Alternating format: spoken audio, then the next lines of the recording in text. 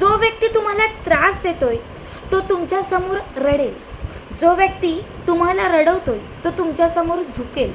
अशी एक वस्तू फक्त तुम्हाला तुमच्यासोबत ठेवायची आहे आणि काही तासातच तुम्हाला याचा चमत्कार दिसेल.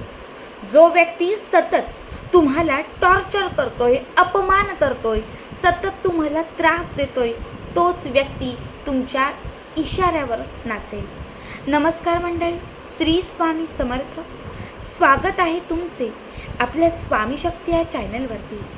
बघा, आत्ताच्या काळात सर्वात मोठी कुठली समस्या असेल तर ती म्हणजे शत्रुबाधा. कित्येक वेळा घरातलाच एखादा व्यक्ती आपल्याला खूप त्रास देतो. कित्येक वेळा शेजारचा व्यक्ती आपल्याशी शत्रुत्वाने वागतो. ज्या ठिकाणी काम करताय तिथला बॉस त्रास देतो, कलीग त्रास देतात.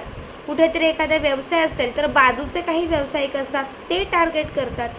बघा, तुमचा कुठलाही शत्रू असेल, छोटा शत्रू असेल, मोठा शत्रू असेल, किंवा तुम्हाला तो किती पण त्रास देत असेल, त्याला आपल्या आयुष्यातून दूर करण्यासाठी, त्या शत्रूला आपल्या पायाशी आणण्यासाठी आज या व्हिडिओमध्ये मी अत्यंत पॉवरफुल असे काही उपाय घेऊन आलेले आहे. ज्यांना खूप काही करून अनुभव येत नाही, ज्यांनी खूप गोष्टी केलेल्या आहेत मात्र तरीही कुठेच रिझल्ट दिसत नाही, त्याने आजचे आपले उपाय आवर्जून बघा. कारण जे उपाय मी तुम्हाला सांगणार आहे ते 100% खात्रीशीर आणि अनुभवसिद्ध उपाय आहेत. सगळ्यात पहिली गोष्ट म्हणजे कुठल्याही अमावस्येला किंवा कुठल्याही पौर्णिमेच्या दिवशी, कुठल्याही अमावस्येला किंवा कुठल्याही पौर्णिमेच्या दिवशी एक नारळ घ्यायचा, पाणी असणारा, सालं काढलेला, म्हणजे कमी सालं ठेवा असा एक नारळ घ्यायचा आणि हा नारळ घरातल्या चारही कोपऱ्यांना स्पर्श करून मुख्य दरवाजावरून 7 वेळा उतरवायचा. एखादा व्यक्ती घरात आजारी असेल त्याच्यावरनं हा नारळ 7 वेळा उतरवायचा आणि घराच्या बाहेर येऊन हा नारळ कुठल्याही एका पडक्या जागी किंवा एखाद्या माळावर, एखादं शेत असेल तिथे ठेवून त्याच्यावरती एक अख्खं लिंबू कट करायचं. बघा, हा उपाय तुम्ही प्रत्येक अमावस्येला करू शकतात किंवा एक अमावस्या जरी तुम्ही करून बघितलात, ज्या शत्रूच्या, ज्या आजाराच्या किंवा ज्या त्रासाच्या नावाने हा उपाय तुम्ही कराल, तो त्रास तुमचा त्या महिन्यामध्ये किंवा त्या अमावस्येच्या त्या कालावधीमध्ये पूर्णतः संपून जाईल. दुसरा उपाय सांगते. एखादा विनाकारण शत्रू त्रास देत असेल, सतत कटकारस्थानं करत असेल, सतत तुमच्या मागे हात धुवून लागला असेल, तुम्हाला खूप रडवत असेल, टॉर्चर करत असेल, तुमचा माहिती असणारा, माहिती नसणारा, घरातला बाहेरचा कुठला पण शत्रू असेल, त्याला आपल्या आयुष्यातून दूर करण्यासाठी कुठल्याही शनिवारच्या दिवशी, आठवड्यातील कुठल्याही शनिवारी किंवा कुठल्याही मंगळवारी, कुठल्याही एका पिंपळाच्या झाडाजवळ जायचं. पिंपळाच्या झाडाजवळ गेल्यानंतर तिथून पिंपळाचं एक पान तोडून आपल्या घरी आणायचं. पिंपळाचं पान घरी आणून ते स्वच्छ पाण्याने धुवायचं. आता हे पिंपळाचं पान घेऊन कुठल्याही हनुमानाच्या मंदिरात जा. जिथे हनुमानाचं मंदिर असेल तिथे जा. हनुमानांच्या डाव्या पायाला लागलेला जो शेंदूर असतो तो अलगद आपल्या बोटाने काढा. आपल्या उजव्या हाताच्या या बोटाने, बघा, या बोटाने तो शेंदूर काढा आणि त्या पिंपळाच्या पानावर आपल्याला त्रास देणाऱ्या त्या व्यक्तीचं नाव लिहा. नाव लिहिल्यानंतर तुम्हाला त्या नावावरती एक चिमूटभर पिवळी मोहरी ठेवायची आहे किंवा मग काळी मोहरी ठेवली तरीही चालेल. त्यावरती एक फूलवालं अख्खं तुम्हाला लवंग ठेवायचं आहे आणि त्यामध्ये तुम्हाला एक चिमूटभर कच्ची बडीशेप ठेवायची आहे.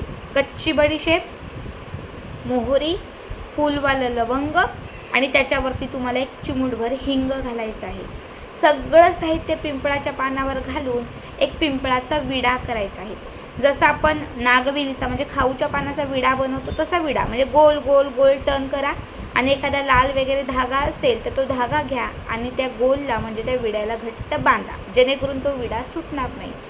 आता हा पिंपळाचा विडा आपल्या घरी आणा आणि हा पिंपळाचा विडा आपल्या घरी जमिनीवरती दक्षिण दिशेला, लिव्हिंग एरिया असेल, बेडरूम असेल, कुठेही आपल्या घरामध्ये दक्षिण दिशेला जमिनीवरती एका लोखंड भांड्याखाली, लोखंडाचा तवा प्रत्येकाकडे असतो, नसेल तर शेजारी पाजारी कुणाकडे तवा असेल, पातेलं असेल किंवा कुठलंही एखादं मोठं भांडं असेल लोखंडाचं, ते आपल्या घरी आणा.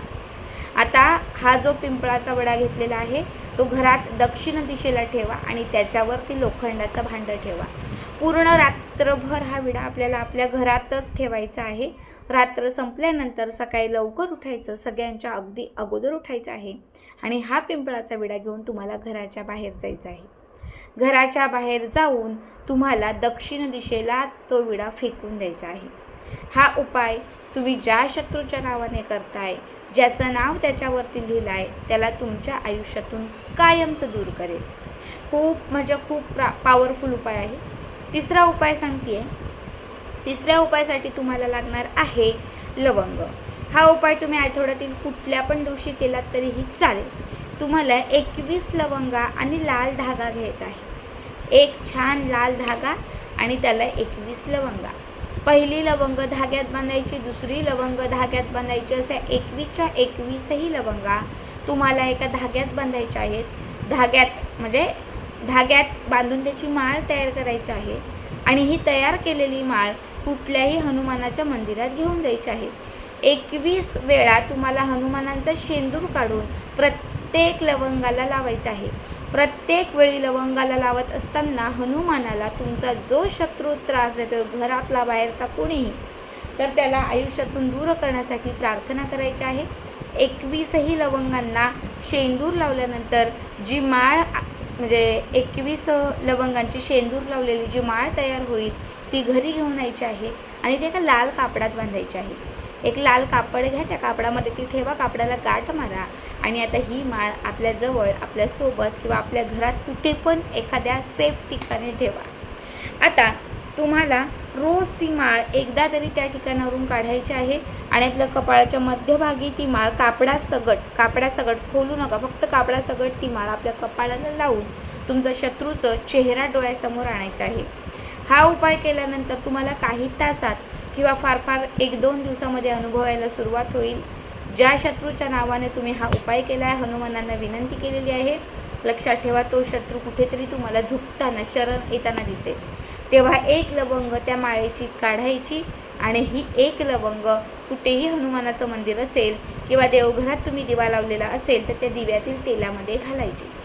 पुन्हा काही दिवसात पुन्हा त्याच्या दुसऱ्या दिवशी, तिसऱ्या दिवशी अजून तुमचा तो शत्रू तुम्हाला कुठेतरी तुमच्याकडे अट्रॅक्ट होताना दिसेल तेव्हा दुसरी लवंग. असं स्टेप बाय स्टेप तुम्हाला 21 लवंगा एक काढायच्या आहेत. जेव्हा 21 लवंगा संपतील तेव्हा तो शत्रू पूर्णतः तुम्हाला शमेल. तो शत्रू पूर्णतः तुमच्या समोर झोकेल. तो शत्रू पूर्णतः तुम्हाला शरण येणार.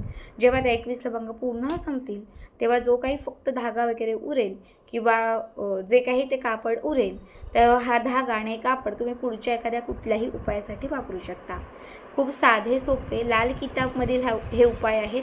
नक्की करा. ज्यांना शत्रूचा त्रास खूपच आहे त्यांनी आवर्जून करा.